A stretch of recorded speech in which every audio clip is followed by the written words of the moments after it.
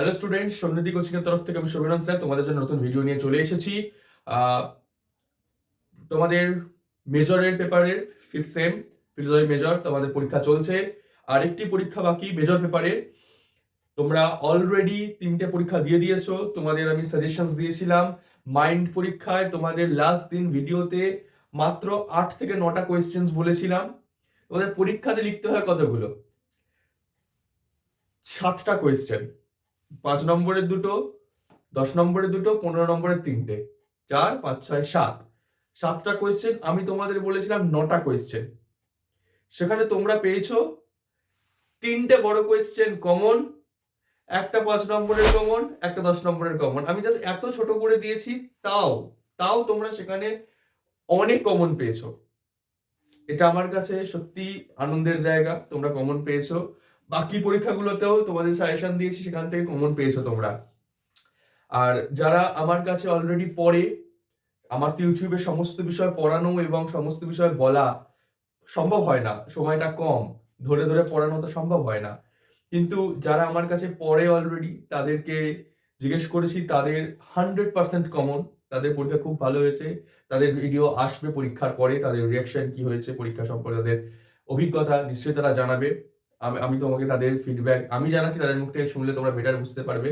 তাই তোমরা যারা 6 সেমে পড়তে চাও, তারা অলরেডি স্লট বুকিং শুরু হয়ে গেছে। তোমরা ফোন করো, হোয়াটসঅ্যাপ করে নিজেদের স্লটটা বুক করে নাও। খুব তাড়াতাড়ি ফেব্রুয়ারি মাসেই আমার কোচিং স্টার্ট হয়ে যাবে 6 সেমের জন্য 9 তারিখ থেকে। যাই হোক, সেটা পরের বিষয়। তো কথা মতো মাইন্ড ফিলোসফির আগে আমি তোমাদের জন্য সাজেশন ভিডিও নিয়ে চলে এসেছি, লাস্ট মিনিট সাজেশন, যেখানে আমি মেইনলি বলছি যে কোয়েশ্চেনের আনসারগুলো তোমাকে করে যেতেই হবে, যেগুলো একদম ছাড়া যাবে না।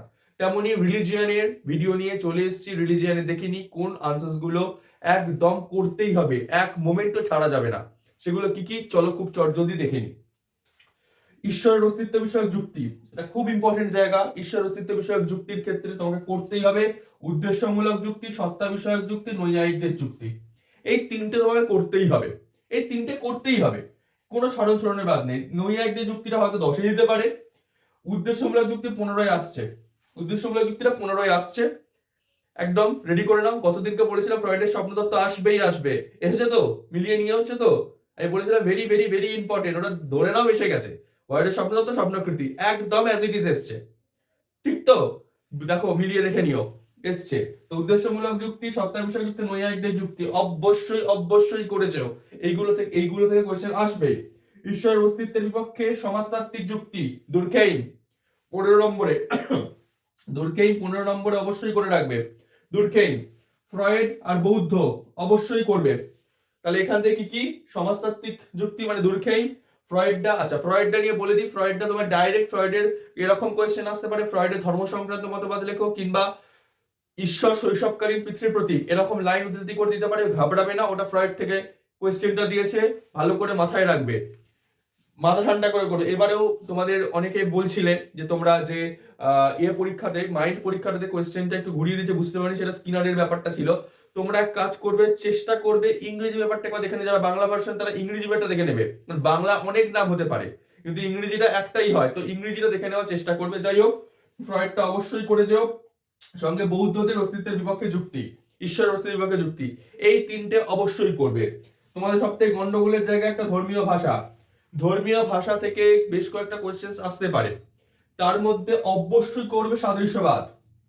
অ্যানসেলাম বলছি, অ্যাকুইনাসের সাদৃশ্যবাদ, সাদৃশ্যবাদটা অবশ্যই করে যাবে।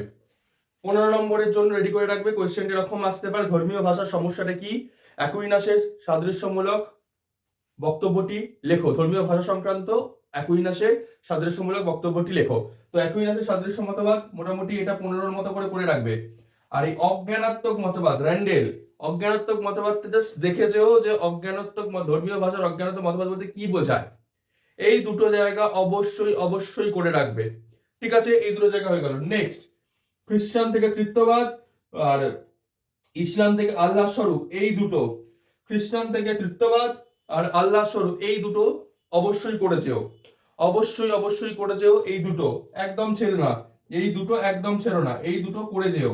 আর লাস্টে মুক্তির জায়গাটা থেকে বৌদ্ধ জৈন মতে মুক্তি, বৌদ্ধ আর জৈন মতে মুক্তি, এই কটা কোয়েশ্চেন অবশ্যই দেখে যেও, এই কটা কোয়েশ্চেন অবশ্যই দেখে যেও, একদম ছেড়ো না। তোমরা আগের আমার সাজেশন পড়ে কমন পেয়েছো, অনেকেই জানিয়েছো কমন পেয়েছো, ভালো তাদের পরীক্ষা হয়েছে, আশা করবো লাস্ট পরীক্ষা মেজর পেপারে সেটাও তোমাদের খুব ভালো হবে। এই সাজেশনসটা দেখে এই সাজেশনস গুলো ভালো করে করে যাও, অবশ্যই অবশ্যই পরীক্ষা তোমাদের খুব ভালো হবে। মাথা ঠান্ডা করে লিখো, অবশ্যই ভালো হবে পরীক্ষা তোমাদের। লাস্টে আবারও বলছি, তোমরা যারা আমার কাছে অনলাইন কিংবা অফলাইন যে কোনো হতেই পারে, অনলাইন ব্যাচ আমার স্টার্ট হচ্ছে ফেব্রুয়ারি মাসের 9 তারিখ থেকে, অফলাইন ব্যাচও স্টার্ট হবে। তো তোমরা যারা 6 সেমে আমার কাছে পড়তে চাও তারা ডিসক্রিপশনে দেওয়া নাম্বারে হোয়াটসঅ্যাপ করো, কিংবা কলিং টাইম বলা আছে, মোটামুটি সকাল 10:30 থেকে সন্ধ্যা 7:30-র মধ্যে কল করো, যেন তোমাদের ব্যাচ শুরু হচ্ছে খুব তাড়াতাড়ি। যারা অলরেডি যোগাযোগ করেনি তাদেরকে অসংখ্য বা ওয়েলকাম জানাচ্ছি, অসংখ্য ধন্যবাদ তাদের ফোন করার জন্য, সন্নিধি কোচিংকে ভরসা করার জন্য, সমীরণ স্যারকে ভরসা করার জন্য। তোমরা অবশ্যই তোমাদের পরবর্তীকালের প্রস্তুতি আরো ভালো হবে, এই আশ্বাস তোমাদের দিতে পারি। নিশ্চয়ই আমার পড়ানোর ধরন, কি বোঝানো সমস্ত কি তোমাদের ভালো লাগছে। অবশ্যই কোনো অসুবিধা থাকলে তোমরা কমেন্ট করো, যদি তোমার কোনো রিলিজিয়ান সম্পর্ক কোয়ারিজ থাকে লাস্ট মিনিটে তোমরা জিজ্ঞেস করে নিতে পারো, তার উত্তর তোমাদের আমি দেবো। ঠিক আছে, তো এই ছিল আজকের এই কোয়েশ্চেন্স গুলো অবশ্যই করে যেও তোমাদের পরীক্ষাতে।